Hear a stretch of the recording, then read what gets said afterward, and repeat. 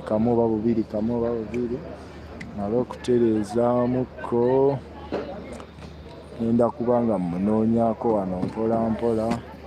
Omukulu ogamba otya mukama wange? Oli live ku mukutu gwa Jonathan Exclusive. Abantu bakulaba akadde kano olunaku lw'enkya tulina David Lutalo.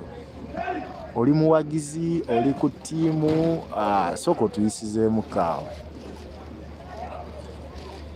Yo wapipa mugamba ki abali eyo ku mukutu? Buli ali eyo amasanyu njereere wadde sibalaze mu matama kumanye nti masanyu njereere.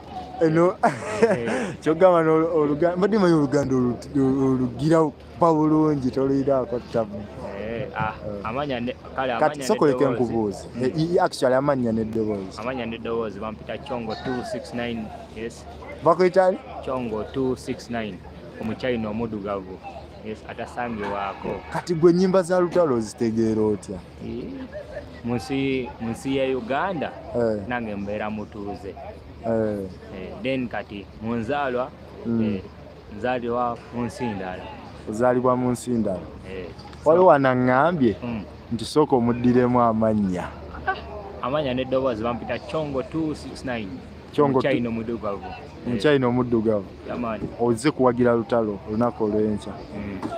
Kati ennyimba za Lutalo ng'ozitegeera otya? Ozinterpretinga otya nga ziri mu Luganda ate nga ne kaakati ndi kwogera suubira njogera lulimi Oluganda. Obeera obiwulira bulungi. Olinayo kamukoso tuyimbiramu? Bulungi nnyo. Sabula. Kale kansooka ndabe kana kensinga okumatira. Kanako kakikadde keyasookeramu nsuubira.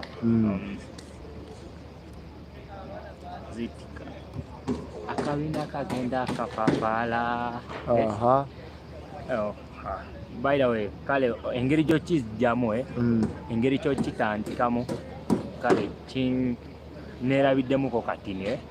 Yes, but manyimu akabina kagenda akapapaala. Yes, kensinga okumatira ne kana akayimba akalala keyayimba bagita otya kale manyi nnyimba ze nnyingi but olw'obudde jasi sisobola kukola bimenyamenya. Naye nga wannanga abantu bali wano basiima busiimi bo tebakkiriza nti waliwo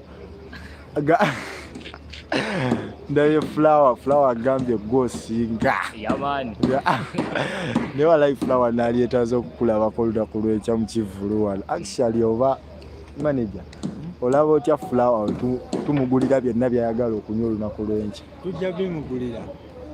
Kyalina okukola kiri kimu tutuukako just ng'otuuse mu kifo gwe tukooneko ebibyo tujja kubanga tubisotinga. Muganda wange webale nnyo obadde live ku mukutu gwa Jonathan Exclusive. Nawe osobola okuddayo waka n'okanoonyako kwekali. By the way, abali ku mukuto kyembasaba mujye tuwagire tujye tunyumire tukube vibe after vibe ne support tumuwe. Yes, kubanga kiwa muganda waffe mukwano gwaffe muyimbi waffe tuwagire n'ekirala ennyimba za Uganda. Yes, ku lw'ensi yange sigadde Chongo 269.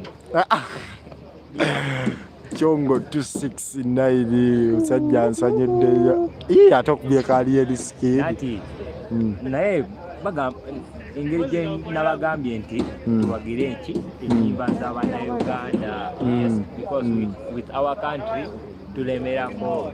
Yes, buli kimu kigwera okwo kiraba so twagale nje tusanyuke.